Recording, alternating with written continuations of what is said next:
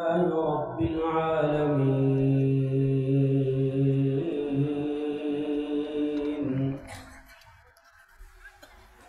والعاقبة للمتقين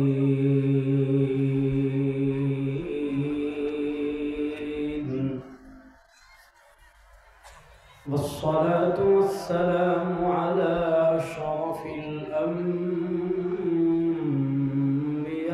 والمرسلين وعلى آله وأصحابه أجمعين.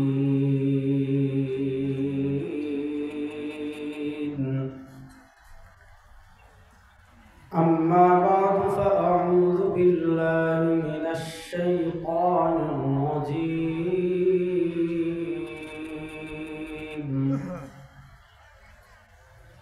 بسم الله الرحمن الرحيم.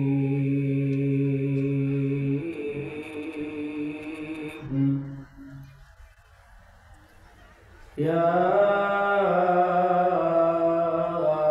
أيها الذين آمنوا ادخلوا في السلم كافة ولا تتبعوا خطوات الشيطان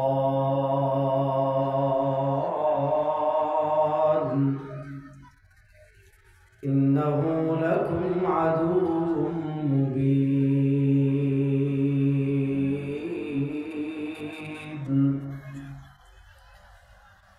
بارك الله لنا ولكم في القرآن العظيم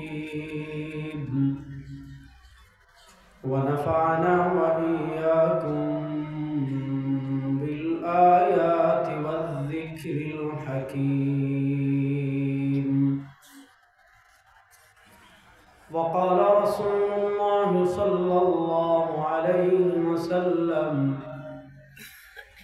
تركت فيكم أمرين لن تضلوا ما تمسكتم بهما كتاب الله وسنة رسوله أو كما قال عليه الصلاة والسلام. আল্লাহ রাব্বুল আলামিনের লাখ কোটি শুকরিয়া আদায় করছি। গাজীপুরের ঐতিহ্যবাহী দ্বীন শিক্ষা প্রতিষ্ঠান জামিয়া আনোয়ারিয়া মাদ্রাসা এতিমখানা বর্মি বাজার শ্রীপুর গাজীপুরের উদ্যোগে খতমে কোরআন শরীফ ও খতমে বুখারী উপলক্ষে 2 দিন ব্যাপী ইসলামী মহাসম্মেলনের দ্বিতীয় দিনে আল্লাহ তাআলা গতকাল এবং আজকে পুরো বাংলাদেশ প্রচণ্ড শীত পড়েছে। আল্লাহ তাআলা প্রচণ্ড শীতের রাতে আমাদেরকে দুনিয়ার সকল কাজ থেকে ফারিগ করে আল্লাহ তাআলা জান্নাতের বাগানে আমাদেরকে আসার বসার কথা বলার কথা শোনার তৌফিক দান করেছেন। আমরা সবাই একবার আল্লাহ রাব্বুল ইজ্জত ওয়াল জালালের দরবারে অন্তরের অন্তঃস্থল থেকে মন প্রাণ উজাড় করে সবাই একবার কালেমাতুল শুকর আদায় করি, আলহামদুলিল্লাহ। জোরে পড়েন না সবাই, আলহামদুলিল্লাহ। আমি শারীরিকভাবে অনেকটা অসুস্থ আজকে এবং খুবই ক্লান্ত।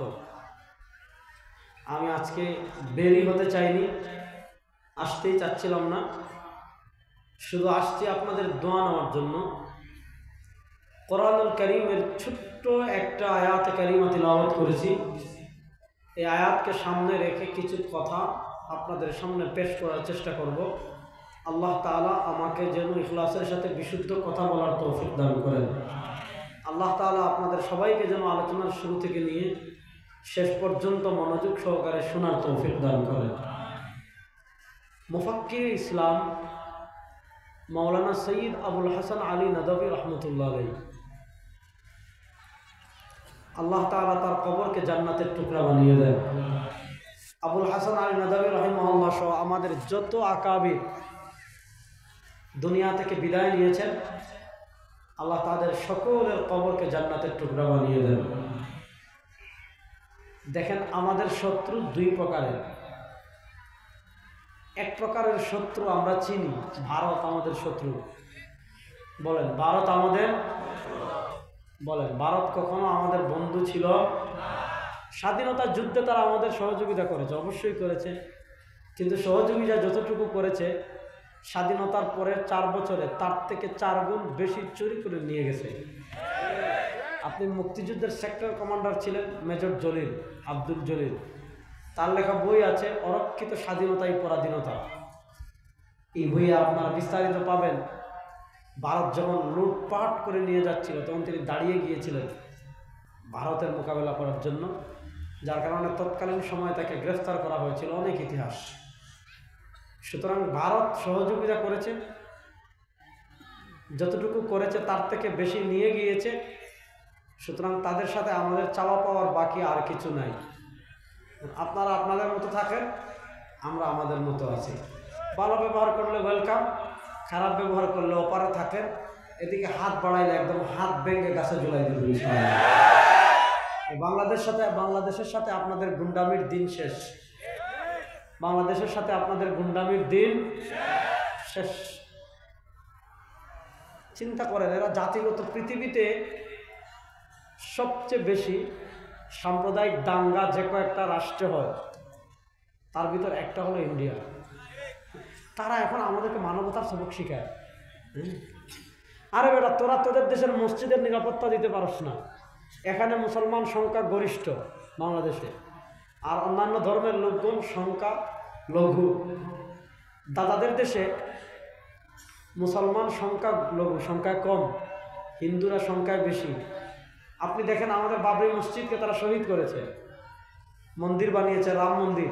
আপনারা চিন্তা করেন বাংলাদেশে যদি এরকম কোনো ঘটনা ঘটে, ঢাকেশ্বরী মন্দির ভেঙে মসজিদ বানিয়ে দিছে, অথবা কোনো মন্দির ভেঙে যদি বাংলাদেশে মসজিদ বানায়, মনে হবে তো সারা দুনিয়া তুলপাড় হয়ে গিয়েছে। 5ই আগস্টের পরে বাংলাদেশের কোনো মন্দিরে মুসলমান আক্রমণ করে নাই। আপনাদের গাজীপুরের কোনো হিন্দুদের মন্দিরে মুসলমান আক্রমণ করেছে? নাটা বড় আসতে বললেন। গাজীপুরের হিন্দুদের কোনো মন্দিরে মুসলমান কোন আক্রমণ করেছে? হিন্দুদের ব্যবসা প্রতিষ্ঠান মুসলমান লুটপাট করেছে? আপনার এরপরে হলো হিন্দুদের আপনার জায়গা জমি মুসলমান দখল করেছে? না। ভয়েস অফ আমেরিকাও নিউজ করেছে যে বাংলাদেশে হিন্দুরা আগের চেয়ে বেশি নিরাপদ।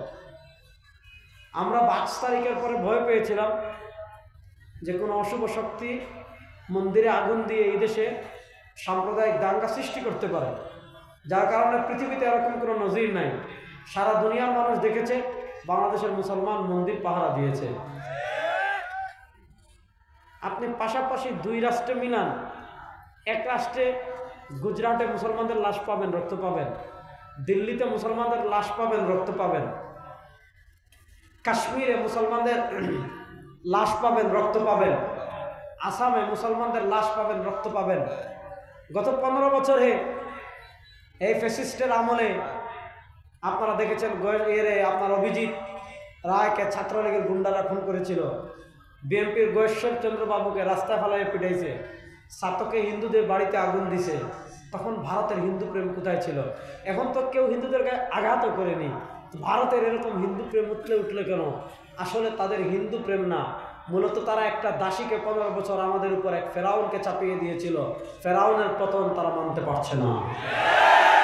যুগে যুগে যারা ফেরাউন হবে আল্লাহ তাদের জন্য মূসাকে পাঠাবেন। ইতিহাস থেকে শিক্ষা নেবেন, কোন ফেরাউন টিকতে পারে নাই। বাংলাদেশে যারা বাহাদুরি দেখিয়েছিল, পালাবো না, পালাই না, কোথায় আসেন? আমরা ক্ষমতা ছাড়া 15 বছর ছিলাম, আর আপনারা ক্ষমতা ছাড়া 2 ঘন্টা থাকতে পারেন নাই। এটা হলো আপনাদের আর আমাদের পার্থক্য। আমাদের আলেমদেরকে আল্লামা মাহমুদুল হক হাফিজুল্লাহ এখানে বয়ান করে গিয়েছেন, তাকে যখন কুটে তুলতো সবাই সেলুট দিত, আসসালামু আলাইকুম ওয়া রাহমাতুল্লাহ। তাকে যখন কুটে তুলতো মানুষ কাঁদতো, দোয়া করতো।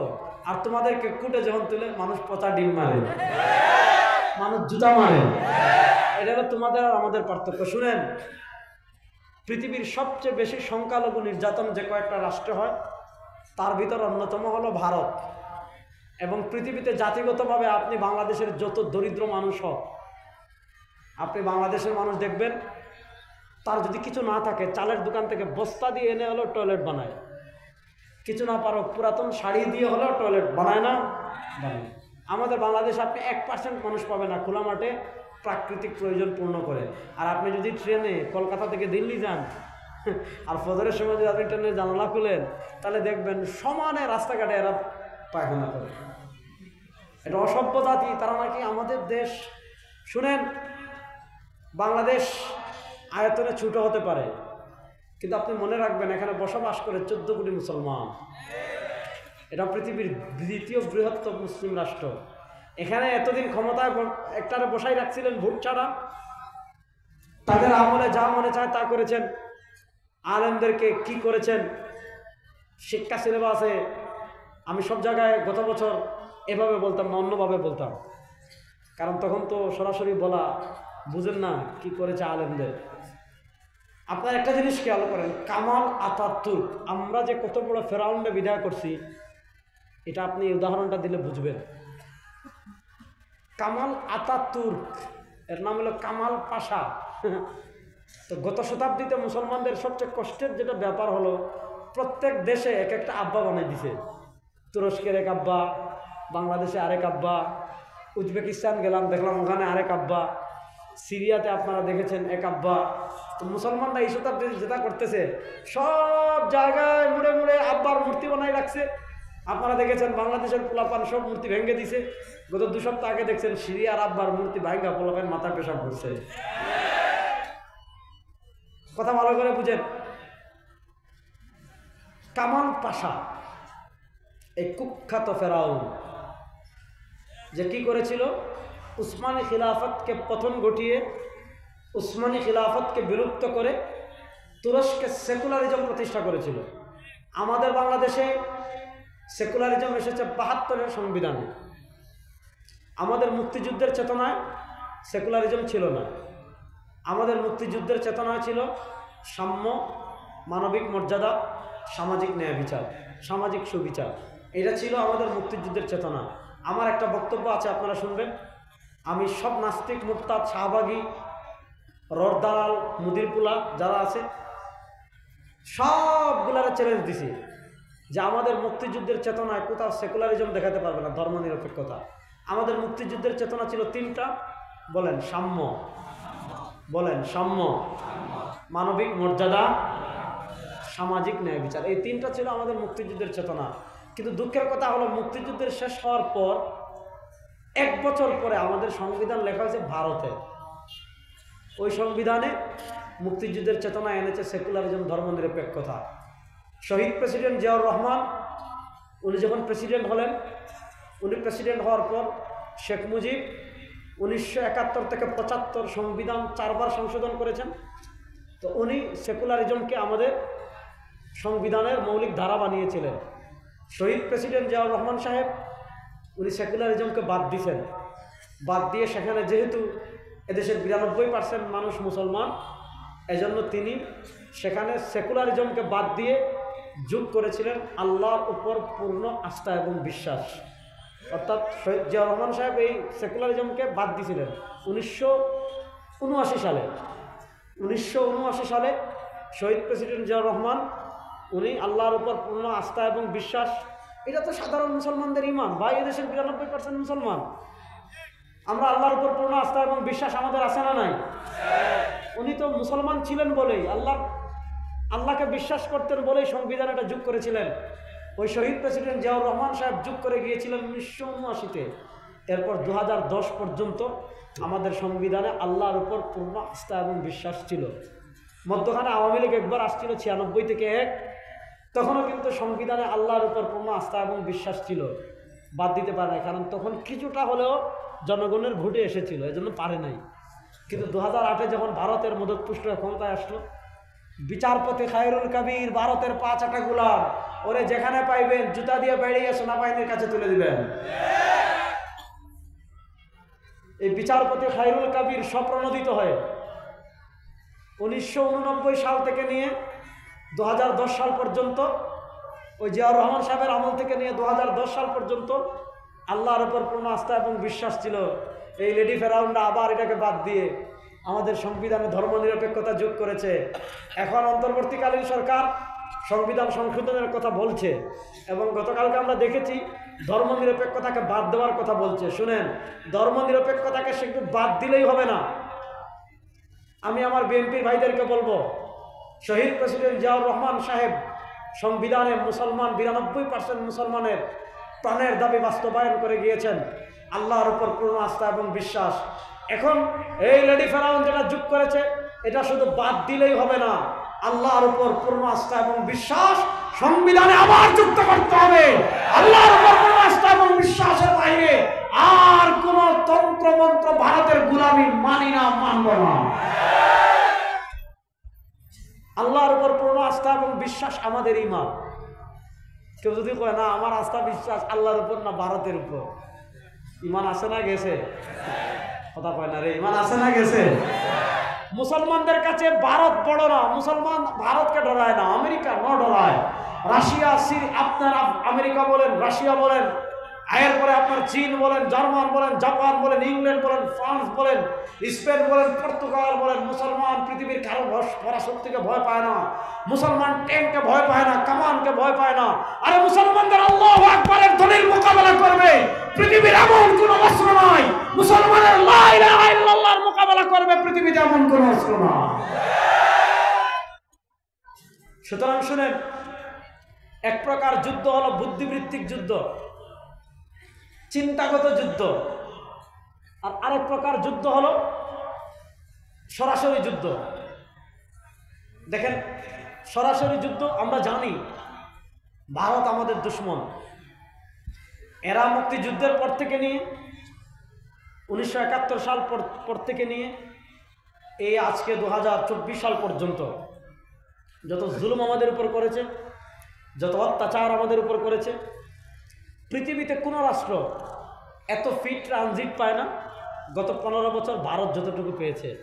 আপনি চিন্তাও করতে পারবেন না, গত 7-8 বছর থেকে আমাদের নৌবন্দরের মূলনীতি কী ছিল জানেন? মনে করেন চট্টগ্রাম নৌবন্দরে বাংলাদেশের কোনো জাহাজ মাল খালাস করতেছে, এমন সময় যদি ইন্ডিয়ার কোনো জাহাজ চলে আসে, আইন করে দিছে বাংলাদেশের জাহাজ সরে যাবে অথবা অন্য কোনো যে কোনো কান্ট্রির জাহাজ সরে যাবে, আগে ভারতের জাহাজ দিতে হবে। পৃথিবীতে এত সস্তা ট্রানজিট পৃথিবীর কেউ কাউকে দেয় নাই। আপনারা দেখেছেন একদম সব আমাদের চুষে নিয়েছে। আমি বলছিলাম কামাল আতাতুর্কের কথা। কামাল আতাতুর্ক সেই ছিল সেই পাপিষ্ট, সেই ফেরাউন, যে ফেরাউন আমাদের 1400 বছরের মূল ইসলামের যে একটা মৌলিক শক্তি ছিল, ইসলামের একটা মূল শক্তি ছিল খিলাফা, সেটাকে 1924 সালে পতন করিয়ে সে সেকুলার ধর্মনিরপেক্ষতা তুরস্কে প্রতিষ্ঠা করেছিল। একটা জিনিস খেয়াল করেন, কামাল আতাতুর্ক তুরস্কের ক্ষমতায় মাত্র কিছুদিন ছিল, 1924 থেকে 1938 সাল, মাত্র 14 বছর।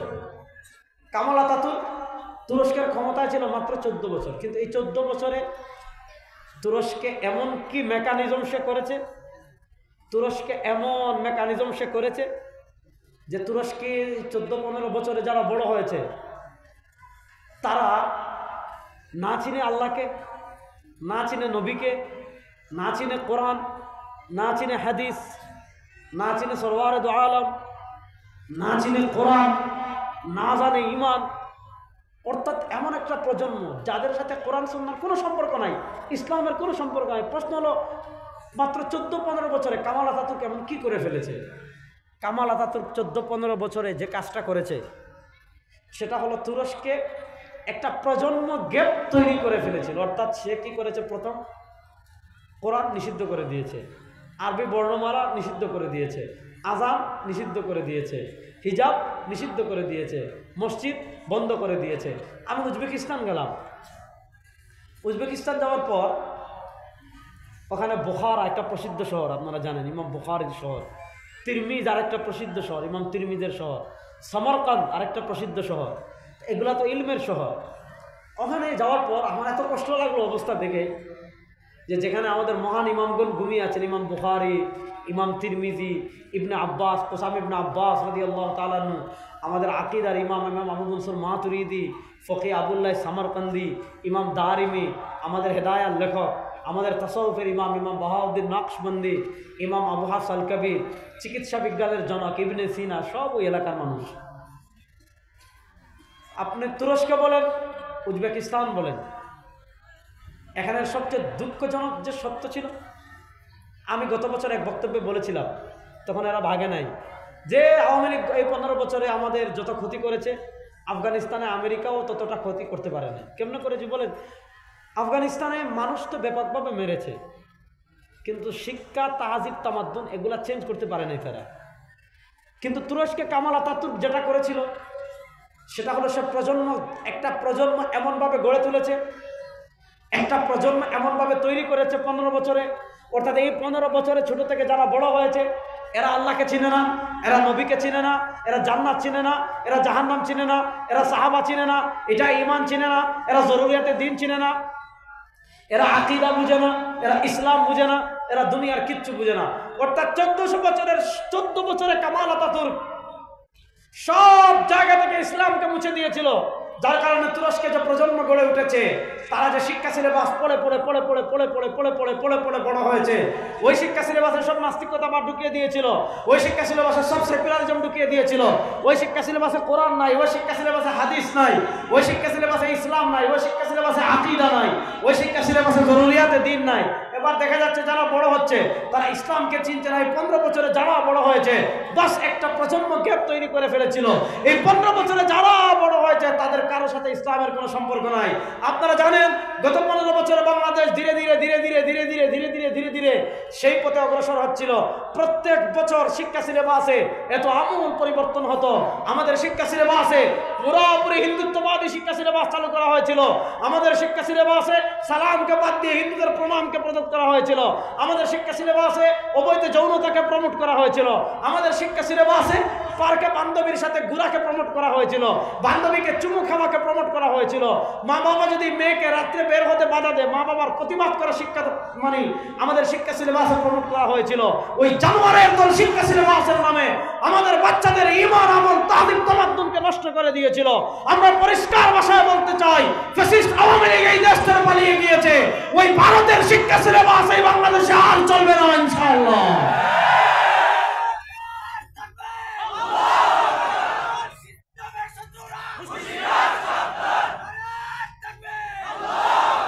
আপনি চিন্তা করেন, এক এক বছর এক একটা লাগাইতো। কখনো বলছে আমাদের বাপ দাদা এরা বান্দরা ছিল, দৌড়াইতে হঠাৎ করে বড়ই গাছ বা এরকম কাটা গাছে লেন পড়ে গেছে। আরো কিছুদিন পর দৌড়াইতে সোজা হয়ে গেছে, তারপরে এটা মানুষ হয়ে গেছে। এগুলো আমাদের গত বছর ঢুকাইছে ট্রান্সজেন্ডার। এইভাবে আমাদের শিক্ষা সিলেবাসকে নষ্ট করা হয়েছে। তা আমি যেই কথা বলছিলাম, মনোযোগ, আমাদের শত্রু দুই প্রকারের। এক প্রকার শত্রুকে আমরা চিনি, আর আমাদের শত্রু ভারত আমাদের শত্রু, আমেরিকা আমাদের শত্রু, ইসরায়েল আমাদের মাতেন না দেখি কথা বলেন, ইসরায়েল আমাদের আলহামদুলিল্লাহ পড়েন। আমরা যে ভারতকে কেন ডরাই না জানেন? আপনি চিন্তা করেন, ইসরায়েল পৃথিবীর অন্যতম সুপার পাওয়ার একটা রাষ্ট্র। তাদের কি নাই? কোন অস্ত্র নাই, আধুনিক আয়রন ড্রোন আছে তাদের। আপনি মিসাইল মারবেন, আকাশে নষ্ট করে ফেলবে। তাদের এমন ট্যাঙ্ক আছে যেটা $বিলিয়ন খরচ করে বানিয়েছে। আপনারা দেখেছেন 2023 সালের 7ই অক্টোবর, যুবকরা ভালো করে শুনবেন, 2023 সালের 7 অক্টোবর তুফান আল আকসা শুরু হয়েছিল। হামাস গাজা একটা উপত্যকা, মানে একটা ছোট্ট এলাকা। এই এলাকার থেকে হামাসের মুষ্টিময় কিছু মুজাহিদ 2023 সালের 7ই অক্টোবর তুফান আল আকসা শুরু করেছে। গতকাল ছিল 2025 সালের 14 জানুয়ারি। প্রায় 1 বছর, নভেম্বর, ডিসেম্বর, জানুয়ারি, 1 বছর 3 মাস, 4 মাসের মতো কাছাকাছি সময় মুষ্টিমেয় কিছু মুজাহিদ আপনার পৃথিবীর অন্যতম সুপার পাওয়ার ইসরায়েলের সাথে লড়াই করেছে। ইসরায়েল মুজাহিদকে পায় নাই, মুজাহিদদেরকে না পেয়ে হামাসের নিরীহ মুজাহিদদেরকে মানুষ হত্যা করেছে ফিলিস্তিনের। আরে নিরীহ মুসলমান মানুষকে হত্যা করা যদি ইসলামের বিধান থাকতো, আমরা কতজন শুয়াইতে পারতাম তা তো দেখতেই। কিন্তু আমাদের ইসলাম কোনো নিরীহ বিধর্মীকে হত্যা করার অনুমোদন দেয় না। 1 বছর 3 মাস মুষ্টিমে কিছু মুজাহিদ যদি পৃথিবীর 4র্থ সুপার পাওয়ার ইসরায়েলের সাথে লড়াই করে, ইসরায়েল বলেছিল এই 24 ঘন্টার ভিতর হামাসের সবকিছু ধ্বংস করে দিবে। আমেরিকা বলেছিল 24 ঘন্টার ভিতর আফগানিস্তান তছনছ করে দিবে। 20 বছর পর লেজগুটে পলাইছে। ইসরায়েল 1 বছর 3 মাস পর আপনার যুদ্ধবিরতি করতে বাধ্য হয়েছে। হামাসের মুষ্টিমেয় কিছু মুজাহিদদের সাথে তারা পারে নাই। এখানে তো আমরা মুষ্টিবদ্ধ না, আর আমাদের দেশও মোটামুটি ছোট না। আমাদের দেশ হলো 56,000 বর্গমাইলের দেশ। এখানে মুসলমান 1-2 জন না, এখানে মুসলমান আছে 14 কোটি। 14 কোটি মুসলমান ইমানের বারুদে উত্তপ্ত হয়ে আছে। ভারত যদি বাংলাদেশের মানচিত্রের দিকে হাত বাড়ায়, দিল্লির লাল কেল্লা পর্যন্ত কালেমার পতাকা উড়ানোর জন্য মুসলমানরা প্রস্তুত আছেন না?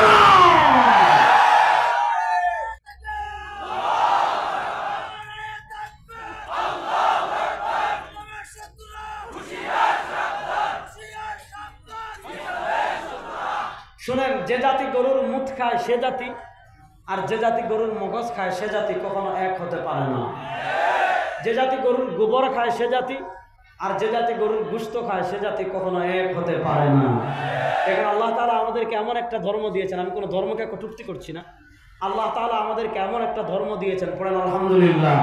যে ধর্ম কতটা চমৎকার! আল্লাহ আমাদেরকে গরুর দুধ খাওয়ার অনুমতি দিয়েছেন। আমাদের ধর্ম গরুর গোশত খাওয়ার অনুমতি দিয়েছে, গরুর কলিজা খাওয়ার অনুমতি দিয়েছে, গরুর আপনার মগজ খাওয়ার অনুমতি দিয়েছে। আর তাদের আল্লাহ তাআলা আমাদেরকে মুদ খাওয়ার কথাও বলেন নাই, গোবর খাওয়ার কথাও বলেন নাই। শুনেন, এই হারবাল বিক্রেতা কলকাতার সাংবাদিক যেগুলো আছে, ও আরে মা, তুই খবর পড়বি রে ভাই, স্টুডিওতে বসে নর্মালভাবে পড়। তোরে তো কেউ ঠুসাচ্ছে না, তোরে তো কুত্তা কামড়ও দিচ্ছে না, নর্মালভাবে পড়। মনে হইতেছে একবার এদিকে এক দৌড় দে, আরেকবার এদিকে আরেক দৌড় দে, আরেকবার এদিকে দৌড় দে। কখনো কয় চট্টগ্রাম নিবে, কখনো বলে ফেনী নিবে, কখনো বলে সিলেট নিবে, কখনো বলে বাংলাদেশ নিবে। আমরা বলি দাদারা আসেন, খেলা হবে। যুবকরা প্রস্তুত আছেন না? না ইনশাআল্লাহ। পৃথিবীর কোন আধিপত্যবাদ যদি আমার দেশের দিকে হাত বাড়ায়, পৃথিবীর কোন আধিপত্যবাদ যদি আমাদের দিকে চোখ রাঙায়, সেই আধিপত্যবাদী কালো হাতকে ভেঙে দেওয়ার জন্য, সেই আধিপত্যবাদী চোখকে উপড়ে দেওয়ার জন্য গাজীপুরের মুসলমান প্রস্তুত আছেন না?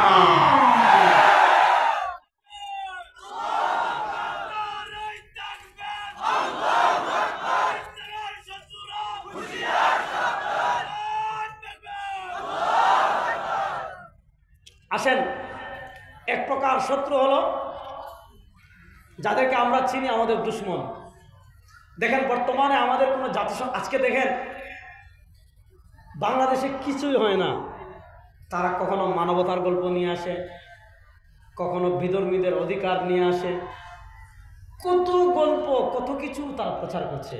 কিন্তু প্রশ্ন হলো, বাংলাদেশে ভয়েস অফ আমেরিকা যেখানে নিউজ করছে যে হিন্দুরা আগের চেয়ে শতগুণ ভালো নিরাপদ আছে, ভয়েস অফ আমেরিকা রিপোর্ট করার পর তাদের এত মায়া কান্না। প্রশ্ন হলো, আফগানিস্তানে যখন লক্ষ লক্ষ মুসলমানকে হত্যা করা হলো, কাশ্মীরে মুসলমানদের হত্যা করা হচ্ছে, গুজরাটের কসাই নরেন্দ্র মোদী যখন গুজরাটের মুখ্যমন্ত্রী ছিল, গুজরাটে সাম্প্রদায়িক দাঙ্গা তৈরি করে মুসলমানকে হত্যা করেছিল।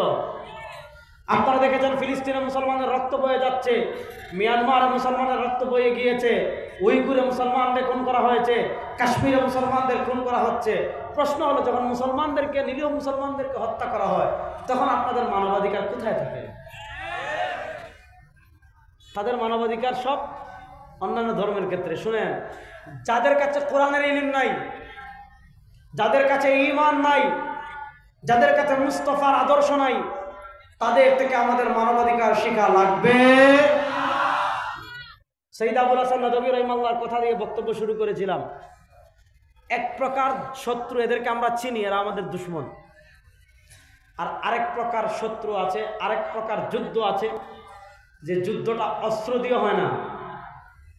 অস্ত্রের যুদ্ধে এই যুগে আমাদের মুসলমানদের তেমন কিছুই নাই, কোনো সুপার পাওয়ার নাই, রাষ্ট্র নাই, অর্থনীতিতে মুসলমান একদম ভাঙ্গা, সারা পৃথিবীর টাকা চুষে নিচ্ছে হলো আমেরিকা। আপনি পৃথিবীর এমন কোনো এয়ারপোর্ট নাই, পৃথিবীর এমন কোনো স্টক এক্সচেঞ্জ নাই, পৃথিবীর এমন কোনো শেয়ার বাজার নাই যেখানে ডলার দিয়ে লেনদেন হয় না, আফগানিস্তান ছাড়া, এরকম দু একটা রাষ্ট্র ছাড়া। বেশিরভাগ রাষ্ট্রে আপনি বাংলাদেশের শাহজালাল আন্তর্জাতিক বিমানবন্দরে যান, দেখবেন ডলার লেনদেন হচ্ছে। মতিঝিল স্টক এক্সচেঞ্জে যান, দেখবেন ডলার লেনদেন হচ্ছে। খুদ সৌদি আরবে মক্কার ভিতরে দেখবেন ডলার লেনদেন হচ্ছে। সারা দুনিয়া থেকে ডলারের মাধ্যমে প্রতিদিন হাজার হাজার কোটি ডলার তারা কামিয়ে নিচ্ছে। আপনি শুয়ে আমেরিকাকে টাকা দিচ্ছেন, আপনি বসে আমেরিকাকে টাকা দিচ্ছেন, আপনি খেয়ে আমেরিকাকে টাকা দিচ্ছেন। অর্থাৎ ডলারের মাধ্যমে সারা দুনিয়ার অর্থনীতি তারা চুষে নিচ্ছে।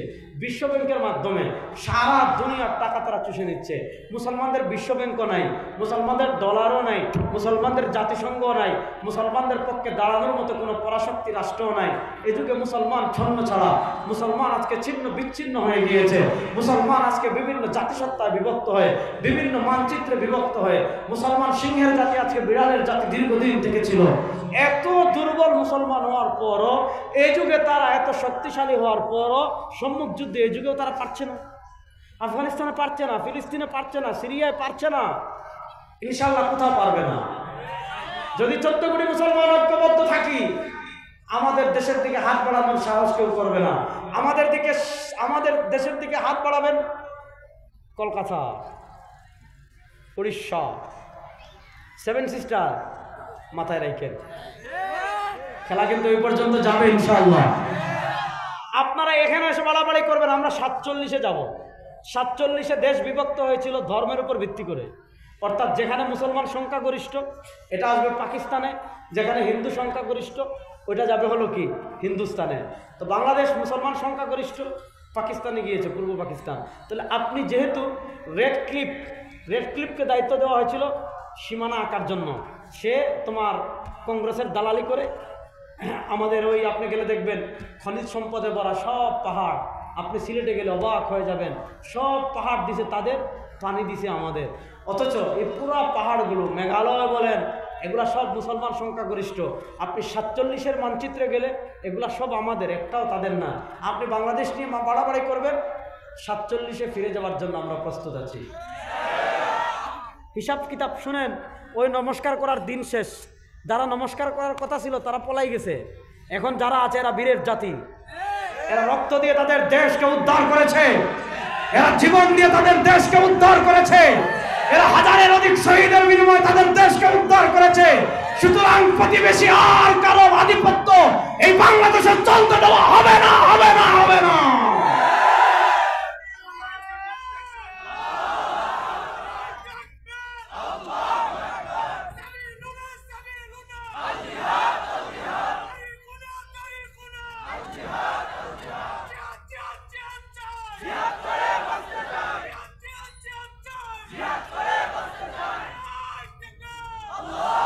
শোনেন, এক প্রকার যুদ্ধ হলো অস্ত্রের যুদ্ধ, আরেক প্রকার যুদ্ধ হলো চিন্তা যুদ্ধ।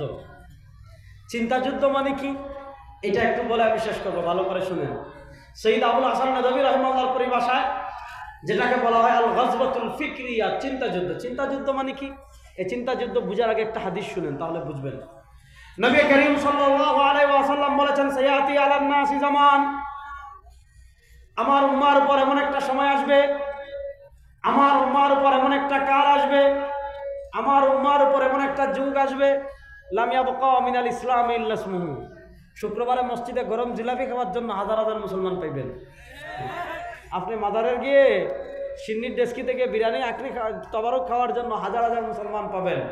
আপনি চাঁদপুরের লেংটা বাবার আস্তানায় উরুস করার জন্য হাজার হাজার মুসলমান পাবেন। মাইজবান্ডারে হাজার হাজার মুসলমান পাবেন। কিন্তু ইসলামটা শুধু থাকবে নামে, ইসলামটা শুধু থাকবে, বলেন না, ইসলামটা শুধু থাকবে। শুনেন, পৃথিবীর অন্যান্য ধর্ম আর ইসলাম ধর্মের একটা পার্থক্যের জায়গা আমি বুঝাই। আসেন হিন্দু ধর্ম, হিন্দু ধর্ম কিছু আনুষ্ঠানিকতার নাম, খ্রিস্ট ধর্ম কিছু আনুষ্ঠানিকতার নাম। যুবকরা খুব মনোযোগ দিয়ে পয়েন্টটা বুঝবেন। হিন্দু ধর্ম কি, যখন পূজা আসবে পূজা করবেন,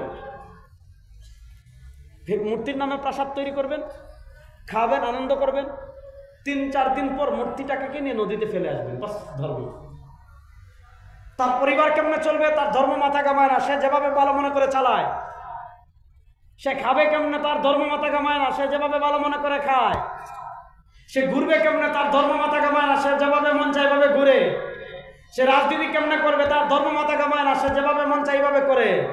সে রাষ্ট্র পরিচালনা কেমনে করবে, তার ধর্ম মাথা কামায় না, সে যেভাবে মন চায় এইভাবে করে। সে সংবিধান কেমনে লিখবে, তার ধর্ম মাথা কামায় না, সে যেভাবে মন চায় এইভাবে করে। সে সংসদ পরিচালনা কিভাবে করবে, তার ধর্ম মাথা কামায় না, সে যেভাবে মন চায় এইভাবে করে। সে বিচার ব্যবস্থা কেমনে চালাবে, তার ধর্ম মাথা কামায় না, সে যেভাবে মন চায় এইভাবে করে।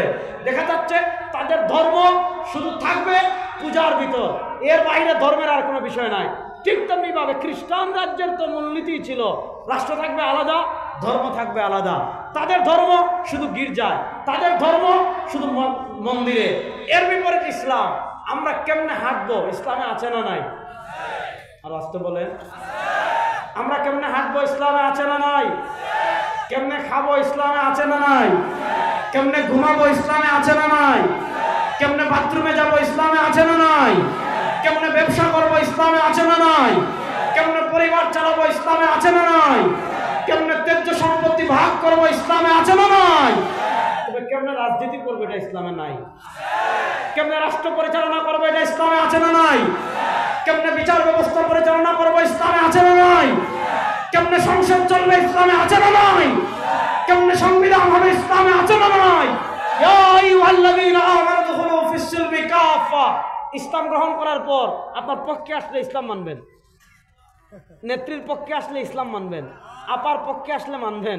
আপনার আব্বা, আমাদের জাতির পিতা হযরত ইব্রাহিম, বলেন আমাদের জাতির পিতা হযরতে, এর বাইরে আমাদের কোনো আব্বাও নাই, বাবিও নাই, চাচিও নাই, খালাও নাই।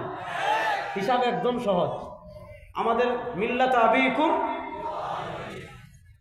এখন ইহুদিরা যেটা পক্ষে আসতো মানতো, নেতার বিপক্ষে গেলে মানে না, দলের বিপক্ষে গেলে মানে না, গোত্রের বিপক্ষে গেলে মানে না।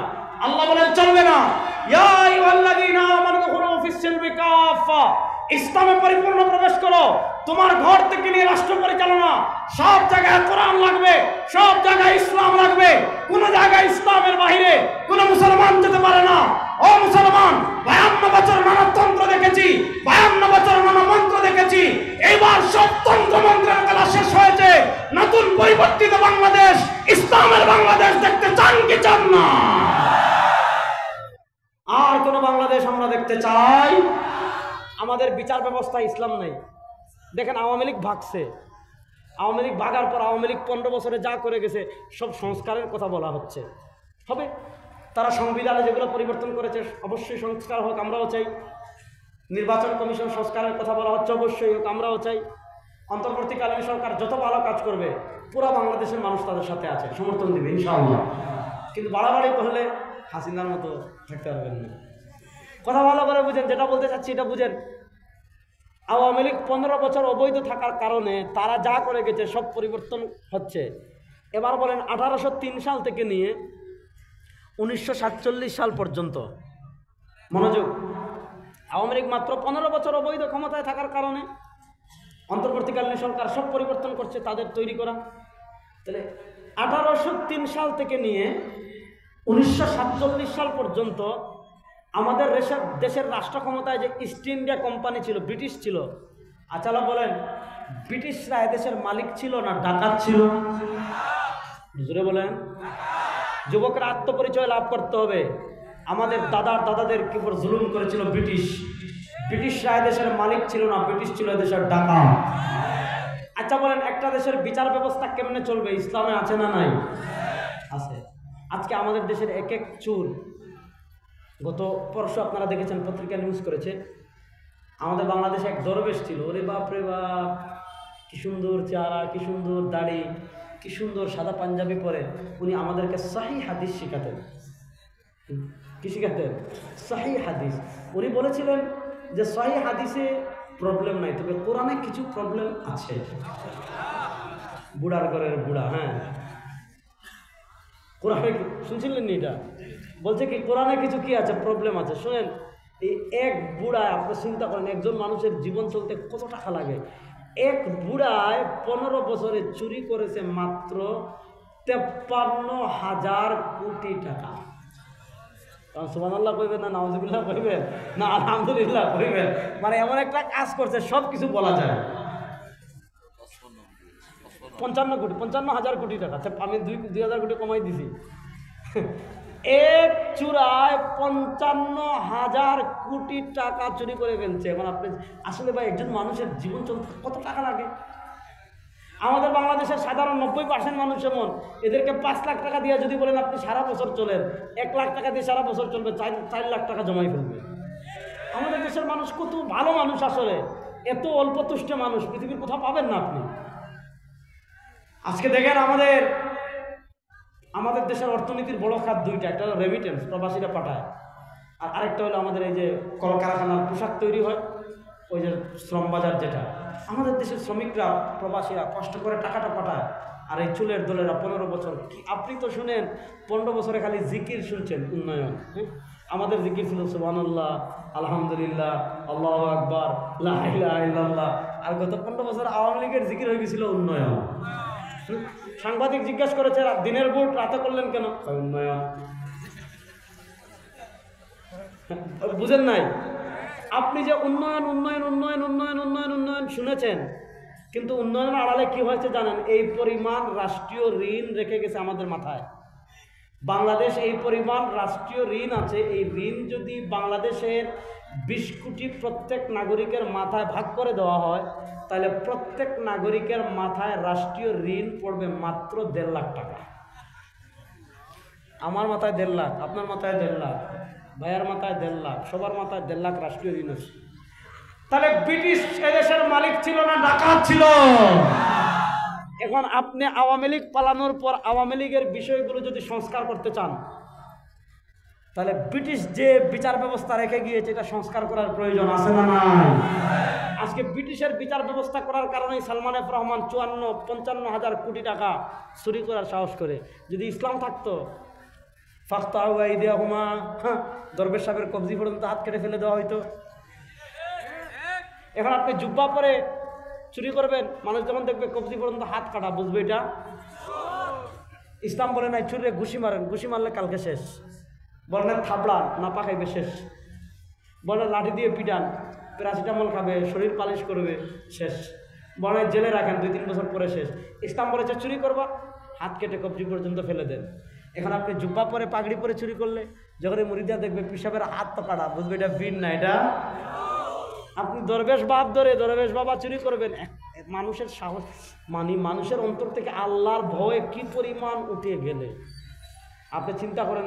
55,000 কোটি টাকা যদি এখানে স্তূপ করা হয়, কমসে কম 1000 ট্রাক লাগবে নিতে। আল্লাহ তাআলা এই জালেমদেরকে উপযুক্ত বদলা দান করুন।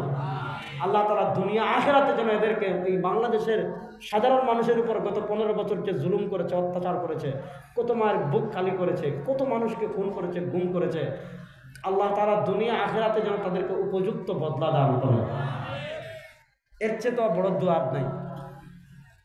শুনেন তাহলে ব্রিটিশের বিচার ব্যবস্থা, ইসলাম দিয়েছে দণ্ডবিধি 3 প্রকার।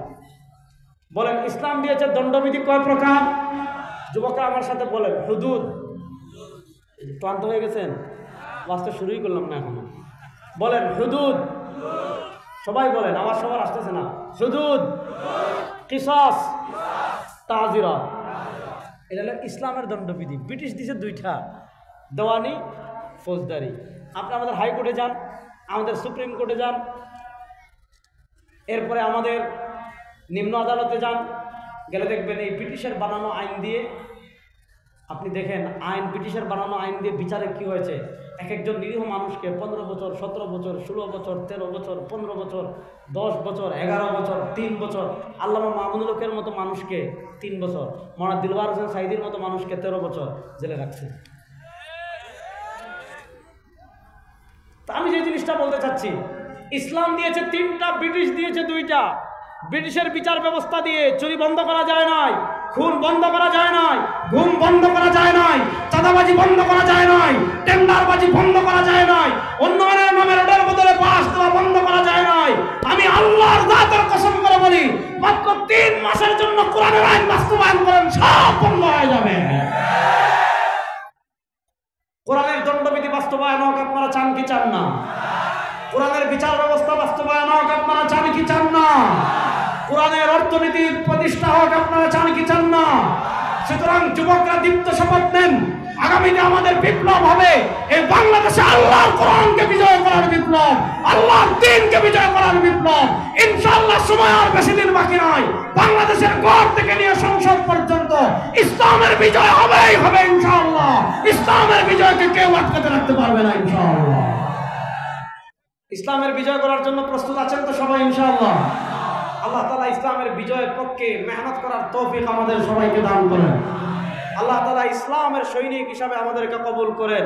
শেষ বার্তা, কোন আধিপত্যবাদ যদি চোখ রাঙায়, আধিপত্যবাদের মোকাবেলা করার জন্য আমরা ঐক্যবদ্ধভাবে প্রস্তুত আছি তো ইনশাআল্লাহ? আল্লাহ তাআলা আমাদের সবাইকে ইসলামের জন্য কবুল করেন। আল্লাহ তাআলা আমাদের সবাইকে জীবনের সব ক্ষেত্রে পরিপূর্ণ ইসলামকে স্টাডি করার তৌফিক দান করেন। সুবহানাকাল্লাহুম্মা ওয়া বিহামদিকা আশহাদু আল্লা ইলাহা ইল্লা আনতা আস্তাগফিরুকা ওয়া আতুবু ইলাইক। আসসালামু আলাইকুম ওয়া রাহমাতুল্লাহি ওয়া বারাকাতুহু।